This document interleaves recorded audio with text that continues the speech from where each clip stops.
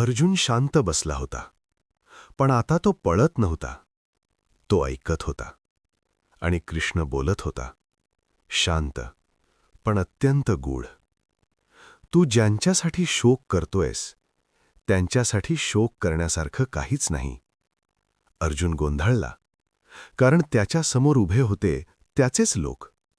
मग कृष्ण पुढे म्हणाला, कधीही असा वेळ नव्हता जेव्हा तू नव्हतास, मी नव्हतो, किंवा हे सगळे नव्हते.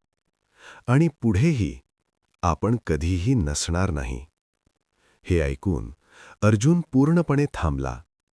कारण हे शब्द फक्त सांत्वन नव्हते, हे सत्य होतं. हा शरीर बदलतो, लहानपणातून तारुण्यात, तारुण्यातून वृद्धत्वात, आणि मग तो दुसऱ्या शरीरात जातो. कृष्णाचा आवाज स्थिर होता.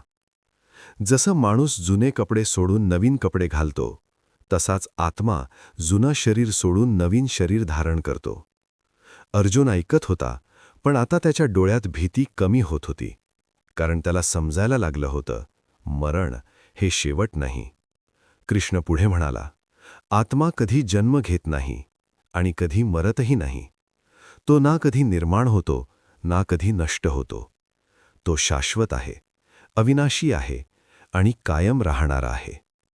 रणांगण तसंच होतं, पण अर्जुनाचं जग बदलायला लागलं होतं. कारण त्याला समजत होतं की ज्याला तो मरण समजत होता, ते फक्त एक बदल आहे, एक प्रवास आहे. आणि जे शाश्वत आहे, ते कधीच संपत नाही. आपण सगळेच कधी ना कधी या भीतीत अडकतो. मरणाची भीती, गमावण्याची भीती.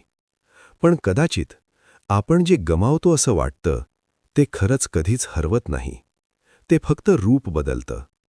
अर्जुन आता शांत होता. कारण त्याच्या मनातला सर्वात मोठा प्रश्न हळूहळू विरघळत होता. आणि कदाचित तुझ्याही मनात